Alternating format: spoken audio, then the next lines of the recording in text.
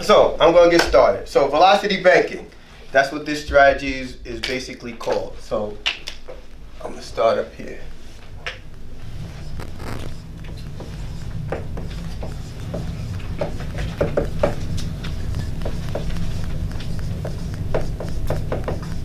So as I already said, this is basically just a debt acceleration strategy that pretty much anybody can use, all right? Now on the flip side of that though, we do not recommend anybody to go out and start trying to do this tomorrow, because this is really like 16 hours worth of education in that course that you guys saw. So it's a lot in depth, but I'm just gonna give you guys just a quick version of it, just a strategy of how it kind of operates, okay? So with velocity banking, right, does anybody out there got student loans, mortgages, car loans, any type of debt, personal loans? So you could use this strategy basically to pay off any of those type of debt, and that's what we kind of show you. So does anybody know what the average income is in the United States of America? Average income? 30,000. 60,000? 65. So she's about right. It's about 60. All right. So it's about 60. I think they would say it's like, if you Google it, say it's about 63,000. So what I'm going to do is just give you guys a hypothetical scenario. All right. So what I'm talking about here is just averages, average incomes and stuff. So I just want to kind of forget about what you guys are doing today. We're going to kind of talk in general layman's terms and act like this example that I'm going to use is yourselves. You guys okay with that? Mm-hmm. All right. So like we said, the average income, we're going to go with the 60K, right? Now that 60K, I'm going to say that that's your net. So that's, your taxes came out already, if you're paying towards some 401ks or any of that type of stuff, that already happened, all right? Now we're typically taught to pay our bills on a monthly basis, am I correct? When you get a bill monthly, that's how pretty much taught. And that's how we're taught. And the reason we're taught that way is because the way the government wants us to pay our bills. Right? Because it benefits them. And I'm going to explain that to you a little bit more, and you're going to see it as I'm carrying on. So if you're paying everything on a monthly basis, what is that 60 grand comes to 5,000, correct? And I want you guys to get your calculators out so you can double check me so that I'm not making up anything fake here. So monthly, this is 5K. Right? And now when we usually get paid, typically what we do, we take our money and it gets directly deposited, right? Your money goes right into your bank account. Before you pay any bills, everything goes to your bank account. Now this already is what the government kind of wants us to do. And we're kind of trained to do this. So people create a checking and a savings account. Typically, that's what happens. So you kind of ask yourself, why do you do that? And most people say, oh, it's just because that's what we were taught to do. I know that's why I started doing it, because my parents taught me to do that. And you just kind of carry that on generation to generation, get your checking account. And what used to happen when people used to this didn't happen.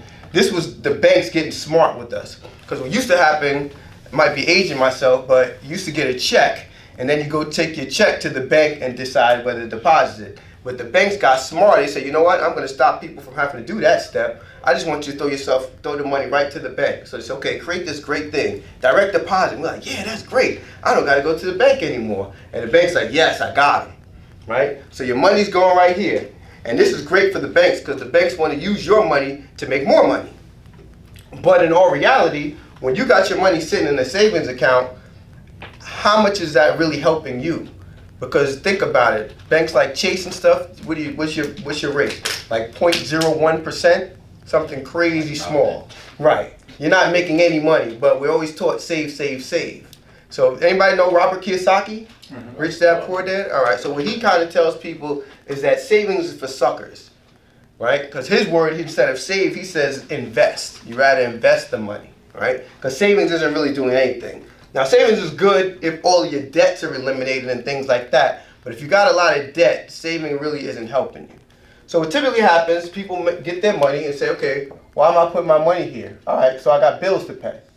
So I'm going to throw some hypothetical bills out there. Typically, the first bill people think about paying is a place to live. So let's say a mortgage, right? So let's say I got a mortgage of $1,200. Right? I'm going to give you some more information. So over here, I'm going to call this a loan.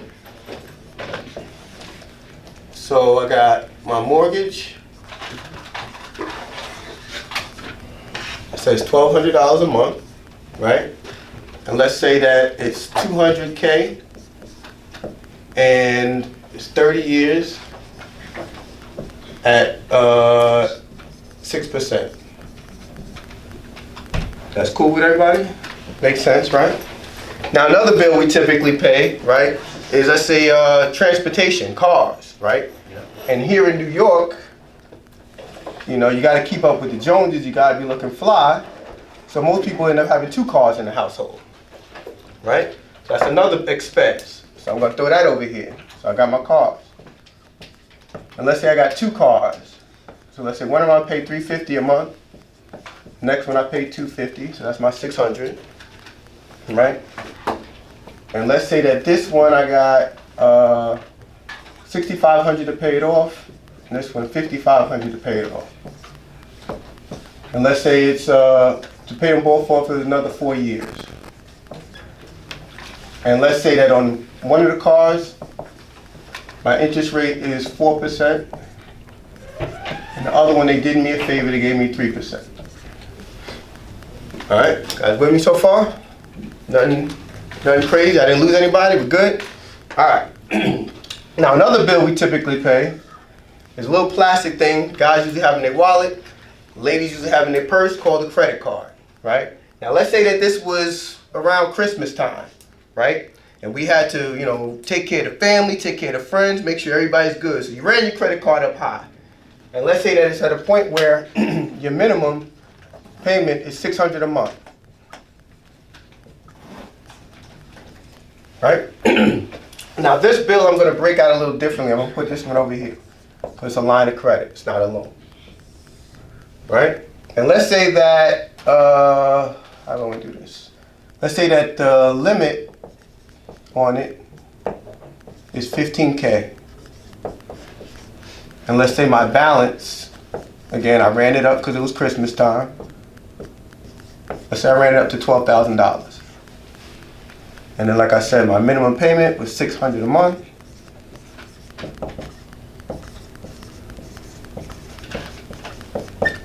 And let's say typically nowadays credit cards they range. So you have like 18%, 25%. Let's just say that I go with an interest rate of 21%. All right. So far so good? Mm-hmm. All right. And now let's talk about another expense we have. All right. So let's say, you know, clothes, food, your cell phone bills, insurance, all these things, right? And I'm just going to bucket that all together. Let's say we'll call it a lifestyle expense, just to live your life, right? And let's say that that's $1,200.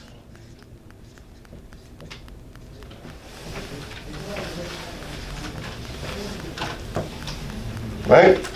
So if you add those up together, right, what do I come up with? Anyone? 3,600. So what I have left for savings now is $1,400 to save. All right?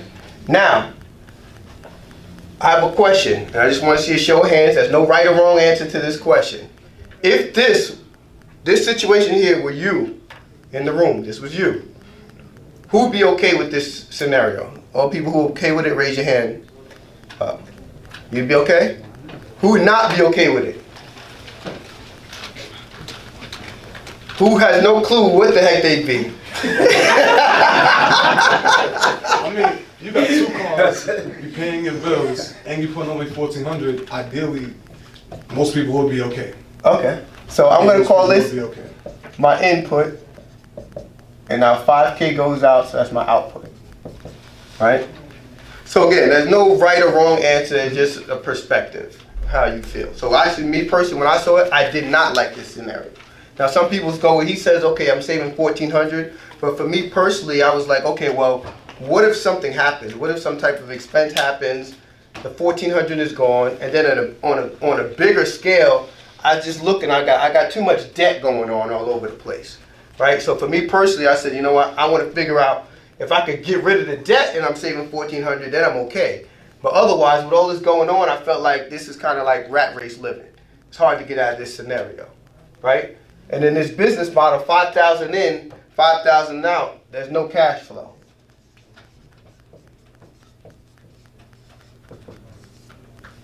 Right? So there's nothing, there's nowhere you can really move. So let me ask you guys another question. If I was a bank, a big bank, right, and you guys had to take out, money from me, the bank, which interest rate would you want? Would you want the 21%, the 6%, the 4%, or the 3%? 21. Do you want 21%? You're borrowing from me. You're paying me I'm into the it. bank. You're No, saying- I'm the bank. Oh, okay. You're coming to me. No, I know. I think saying if I'm the bank, if I got I'm the you. bank, I want everything. But So No. 3%, right? So Yeah. most people say, all right, I'll take the 3%, yeah, of course. right? Now I'm going to switch this into some science for you guys, all right? I know you didn't come here for science, but you're going to understand why. So, what is the freezing point of water? Anybody know? 32 Fahrenheit. 32 degrees Fahrenheit. I like that answer. That's correct answer. But what about 0 degrees Celsius? It's 32 degrees Fahrenheit. Exactly. So it's the same, Sick. right? Now, if that water goes to 1 degree Celsius, did it get hotter or colder? How, when 32 is bigger than 1, how did it get hotter? Different measurement. Perfect answer. I like you guys. You guys are on point. So I'm gonna put that right here. Different scale of measurement. And that's the perfect answer. And the reason why this is of high level of importance is that's the same thing that's happening here in our lives, and we don't really know it's happening, right? Because when you guys are all picking 3%, I'm picking what you said, 21%, but for a different reason. And that's why I had to say that to you to see if you really understood, and you didn't. You said no. So here, when we're talking about water and temperatures, see, they gave you the degrees, but what he specifically said was like, but degrees Fahrenheit. Then you have degrees, but degrees Celsius. So same thing is kind of happening here with the banks, because they say, okay, well, here's the rate, but they didn't tell you how it's being paid out. You know what I'm saying? So let's take a look at the mortgage real quick. Let's dive a little deeper into this. I'm going to throw a little graph here. Has anybody seen an amortization scale before? Mm-hmm. Yeah. Amortization scales? All right. This should be good. So here is my mortgage. I said I'm paying $1,200 a month, right? So I'm paying this all the way across for like 30 years. Right? Now, with an amortization scale, you got two parts of it when you make your payment, right? You got your principal side, and then you have your interest side when you're making a payment. Now, out of that $1,200 that you paid to the banks, really, in reality, $200 goes towards the principal, and only $1,000 goes towards interest. So what I'm going to do, I'm going to just switch the numbers a little bit. I'm going to give the banks the benefit of the doubt. And I'm going to say, let's say 250 went to principal, and 950 goes towards interest. And I'm going to explain why I just did it this way to try to make the numbers work out good, and you'll see why in a second. So what typically happens, you go like this, and this goes up, and goes like this, and this goes down. This crossing over usually happens at about year 17, right? But most people don't even make it down this far. Typically, it's like 5% of people actually pay off their whole entire mortgages of having it. What the banks like to do is keep you in the sweet spot right around here, between years 5 and 7. Does anybody know what happens usually in that time frame? Refi or they sell it. Exactly. One of the two. And I even checked out with myself. I refied on my house at year 7. It's so crazy. The banks know they want to keep you in this sweet spot. And what happens is, once you refi, you start the clock right back over again. Start right over, right? So let's take a look at what's kind of happening in this sweet spot, right? And actually, before we do that, let's take a look at this. So if I got a mortgage at 200 grand, right? That's how much I took out. Now, after 30 years, who knows how much money I paid in total? I teach you how to do it. 1,200 multiplied by 360. We got a calculator? 432,000.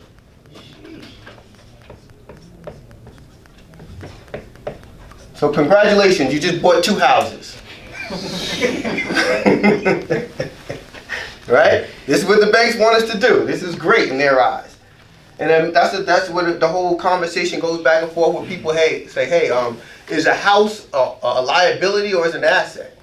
And it is an asset if it's paying you back money, right? In this case right here, it's an asset to the banks, not to us. For us, it's a liability because we're spending money on it every single month, right? But now let's take a look a little deeper. How much did I pay in interest? 232,000. Great.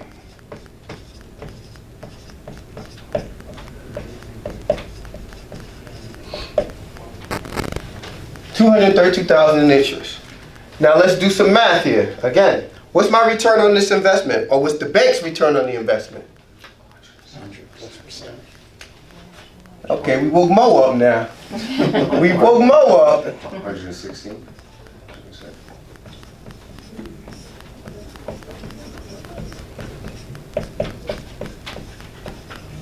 So the mathematical equation is your interest divided by the principal. And that's it, 116%. So what happened to my 6% that they told me I was getting? They stretched out. It's not always what it seems to be. So let's do some more math here. All right? So really, in reality, that's what the rate is, 116%, if you were to try to equate it like a credit card. But let's look at this. Let's look a little deeper at what's happening right here. And like I said, I want to, so this, all of this right here, that's the 232K. Which is basically interest that the bank's making a killing on, right? So, I want to do is see what's happening within the first 4 years. All right? Let's take a look, really, where's our money going? So, 1,200 times 48. I get 48 because it's 12 months times the 4 gives you 48. So that's what's happening in the first 4 years. So who's got a calculator? What is this number? 57.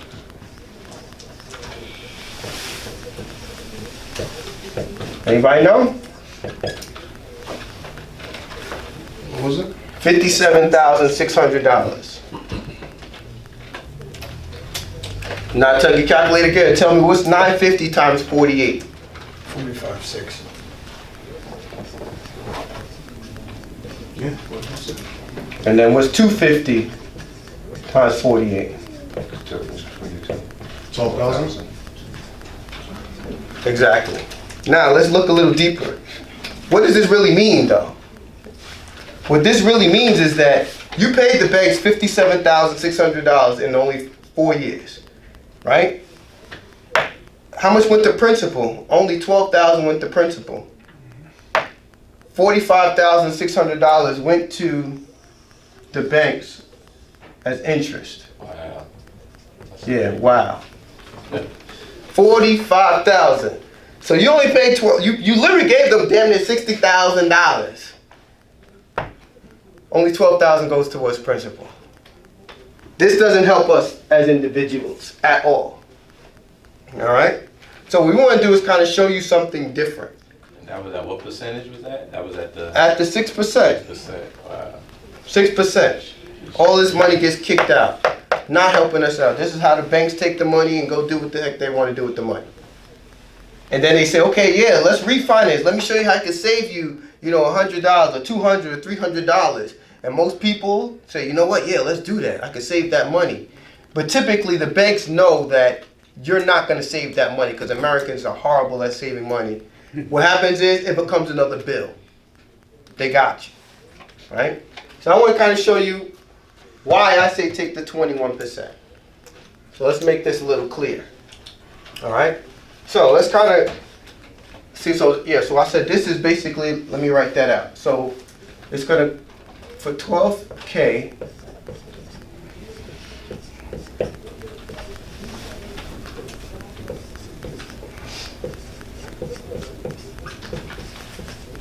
so basically over here, $12,000 cost you $45,600, right? So now let's go on this side with the credit card. So I'm going to kind of graph this out.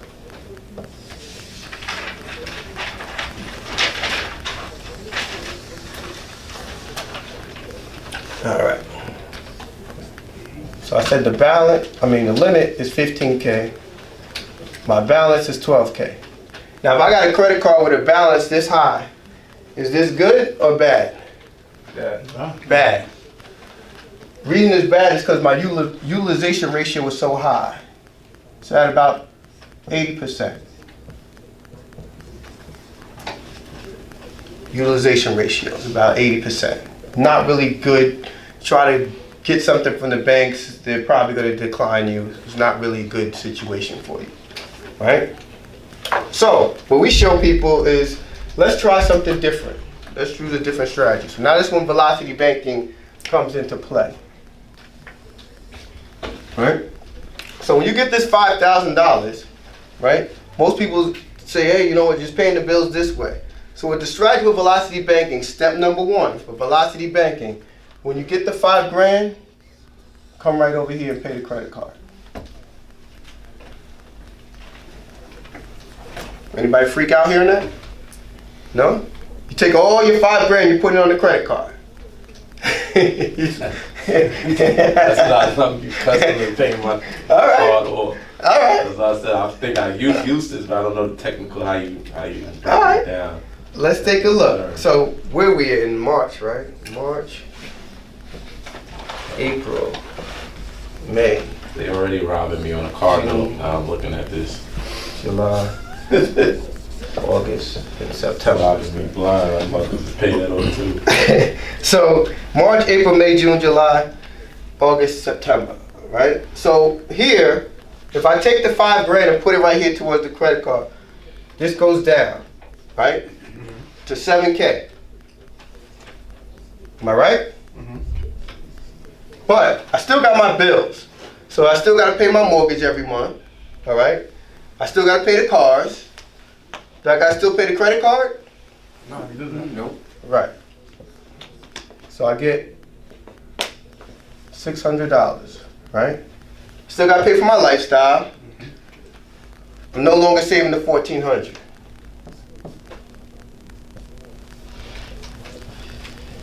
So just doing that right there, I just created a quick $2,000 worth of cash flow. Now, one thing that we do tell people is that before you actually start this process, you have to decide what makes sense for you as far as what's your comfortable level. Because some people kind of recommend maybe save maybe about 3 to 6 months first, and then start doing it so that you have oh crap money, just in case an emergency or something like that hit. You have that emergency funds kind of sitting to the side that you could dip into. Me personally, I didn't want to wait 3 to 6 months, so it all really depends on you as a person, what makes sense for you. Because what I realized that even if I do this right away, once I spend the money over here, I could use the credit card again. You understand? So for me, I was like, all right, it basically replenishes itself. So for me, I didn't really mind about that. But again, it's up to you. Everybody's different, right? So I still got basically over here, if I do the math, it's $3,000 worth of expenses. So now this goes back up by 3,000, right? So this is now 10K. And then the next month comes, I just do it again. So I bring that over, this goes down to 5K. I got 3,000 worth of expenses, goes back up to 8K. Now I do it again. Am I on? This goes down to what? 3,000. Goes back up, 6,000. goes down, 1. goes up, 4. goes down. Now that's where it gets sweet. So it goes down to 0 here, right? But then, the fact that I have 5,000, only have 4,000, I got $1,000 left over. That's surplus. So now I can start saving again. So I throw 1,000 here. But I still got to pay my bills that month. So now this goes back up to 3K. Right? And I do it one more time. So this goes down to 0K, which is okay. Right? I get in 2,000 now in surplus.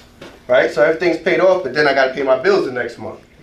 So there's my $3,000 right there to pay the bills for the next month. And I'm good. So basically I just showed you how to pay off $12,000 in only 6 months. Right?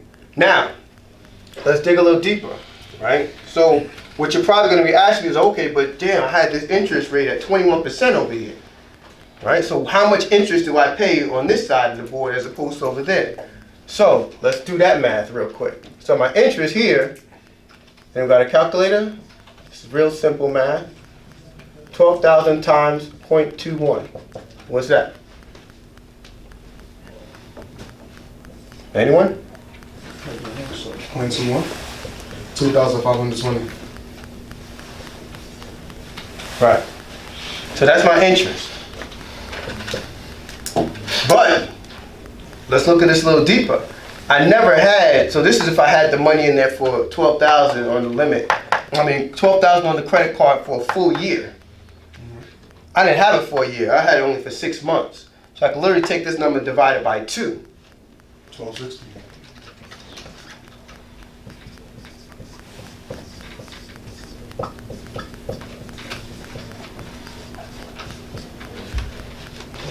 So, this is a way better number as opposed to this one over here. So, but let's think about it. Same thing, $12,000. Over here, 12K cost me $45,600. Use it on the credit card, 12K cost us only $1,260. Right?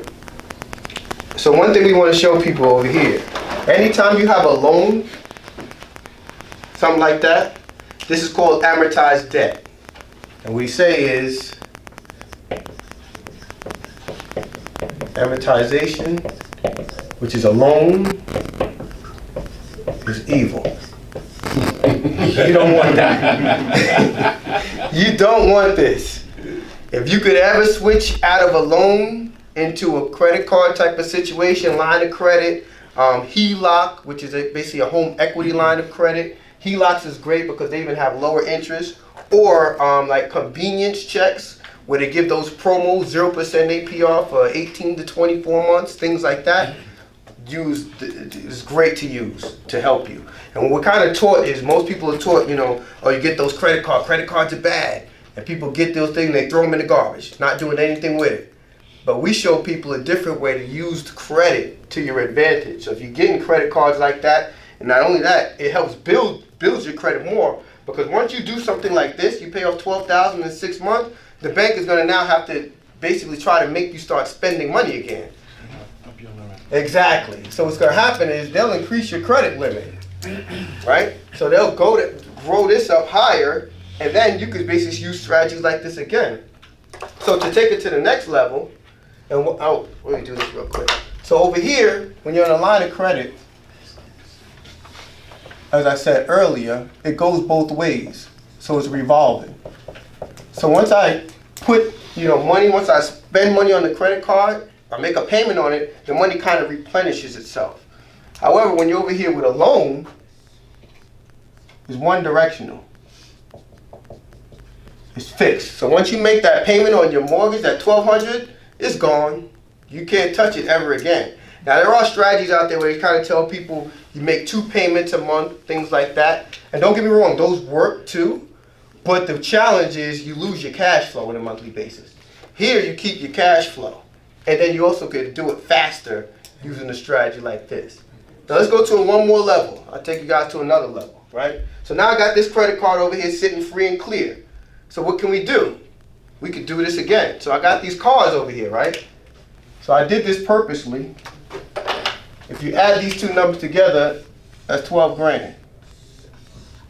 Right? So what I would do, I'll make a payment right over here and pay my cars off. Bye-bye to the cars. So what will I do now? Right? I just learned how to do the strategy. I could do it all over again. So I still got to pay the mortgage. Do I got to pay the cars now? No. The cars is gone. Right? So I still got the lifestyle expense. Right? So now what I did, I just added, I added another 600 here. So now I got 2,600 worth of cash flow. Now $600 doesn't seem like a lot, but when you're over here, you do the same thing. It accelerates it by another 2 months. So now it's before you paid it off in 6 months. Now you paid it off in about 4 months. So you paid off the same 12 grand in even less time now, just by having an additional $600 worth of cash flow. So, but now think about it. Over here, you would have had another 4 years to pay those cars off. Doing this strategy, you'd have paid the cars off in 4 months, just like that. And then you can start doing it again. So, okay, now my cars are free and clear. What's going to happen? The banks will say, hey, this guy knows how to, he knows I got to make this guy spend some more money. They do it over. They increase your limits and stuff.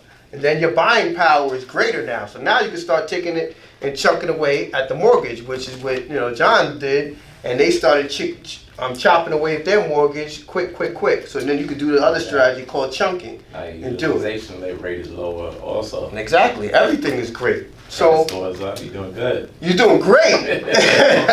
You're doing great.